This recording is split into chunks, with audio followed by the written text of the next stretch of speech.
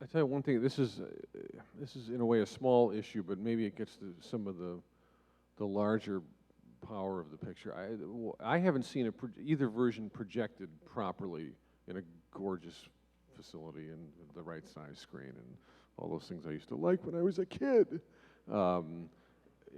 Since the Redux came out, and what again really really just overwhelmed me is how Coppola accomplishes so much in a 6, 8, 10-second sustained shot without cutting. I mean, it's brilliantly cut, this film, and every cut until all my problems start racing in the minute he gets there. The minute he gets there, and Coppola starts losing, you know. And he talks about it in the documentary Hearts of Darkness, right? This is the documentary shot by his exasperated wife Eleanor, and you cannot see this film, any version of it, without seeing that as well, because that completes the story, and it will only enhance your feelings for the picture, whatever they are. But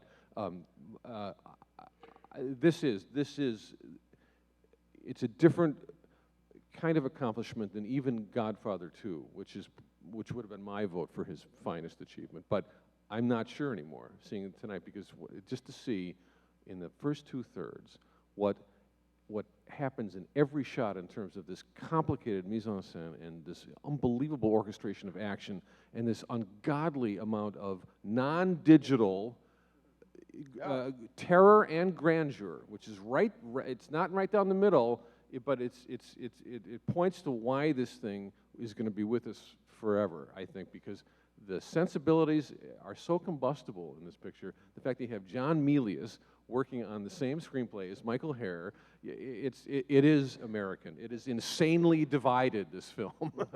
And it's got a right-wing sensibility, it's got a left-wing sensibility, and it's got a director who's trying to make something that isn't just, quote, operatic in the spectacle sense, but is really trying to respond to this war in a way that goes beyond what Coming Home settled for, goes far beyond what The Deer Hunter, which I detest, settles for. Maybe it's time for me to see The Deer Hunter again. But that's been forever. Interestingly, Coppola wrote Patton, which has that same kind of split sensibility in a way. But please, Ali, you were going to say something more. Yes, I think the interesting thing, looking at the way I've always looked at the film, is that it's on the surface it's a time travel story, isn't it? It starts with the entropy of invasion, of the last days of Vietnam kind of thing, and then the destruction, after Tet, the destruction, and as he goes up the river, he goes back in time, eventually coming to the French plantation, which thematically might be important. But I actually liken the French plantation scene to a scene that was cut from the original Godfather. If you've read the book and if you've read the script and if you've seen the extras, there's a scene just after the wedding where they go to see Genko as he's dying, and as they go to see Genko, the consigliere who's dying, the Don says to Michael, why did you go and fight in the war, and you could have just stayed with me. And until the end of the second film, you don't sense this kind of, the fact that there was this conflict between the characters, that they didn't want him to go and fight for someone else's war kind of thing. And here, obviously, it is very important that it is stated that the French say, why don't you learn from our mistakes? And okay, I understand that in this longer version, it is very important to hear that, but it's a very long scene with that, with the An Affair to Remember soundtrack while they're copulating. I have to say that I was thinking of Havana, and my friend Matt said, I think it might be An Affair to Remember. But, well, that's an interesting scene too, because I think I did not like it in the Redux version, but it has a certain architectural propriety, I think, because it does counterbalance the scene when Willard gets his mission. They're sitting around the table in this sort of crazy, you start with this craziness, apart from the hallucinatory opening, which I want to ask you folks about. Suddenly you're sitting in the middle of a war, and these guys are having sliced beef and shrimp and all these delicacies. And there's the craziness of the war is sort of initiated there, I think. But then by the time you get to the French colonialists with servants and white linen tablecloths and beautiful cutlery and everything, you think, this is just insane. This is another planet. And that seems to me to balance that out. But I agree with you, it's a bit too long. And I just find the guy with the accordion annoying. And, and the way the first scene is shot is really quite evocative because, of course, Willard has come out of this sort of stupor, and the camera just drifts away from people. It's suddenly looking at the things on the table and slices of meat and things like that. And if you'd found another, for me, from a visual solution to filming those dinner table scenes later, the ones in the plantation, that was as sort of spacey or spaced out as that one earlier, I think I would like it better.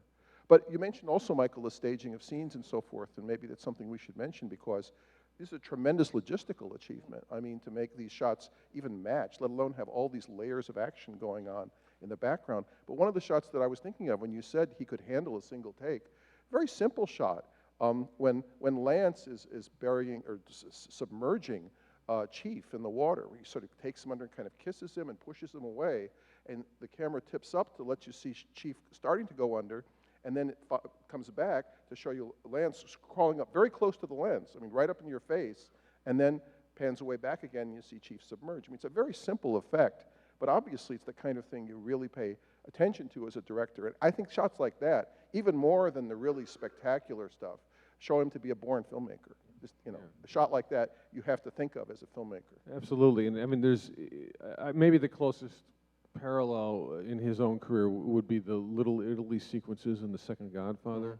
Have some of the same, just mysteriously satisfying quality, and a lot of it's just because you're not. Again, I hate to use that phrase, relying on the editing, because this film is just edited superbly. But what you know, one visual motif you get is this sort of lateral, this slow lateral panoramic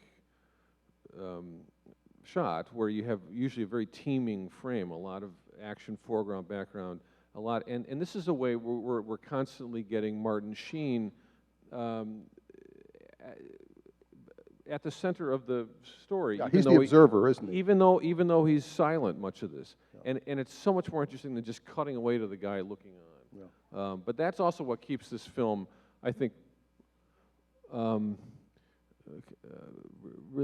really keeps the tension just right, because especially in Kilgore's attack with the ride of the Valkyrie and all that, just to have those characters we've met and we're going to really be spending the entire film with, you know, as these stunned observers, in a way, but again, without relying on the usual visual cliches to do that.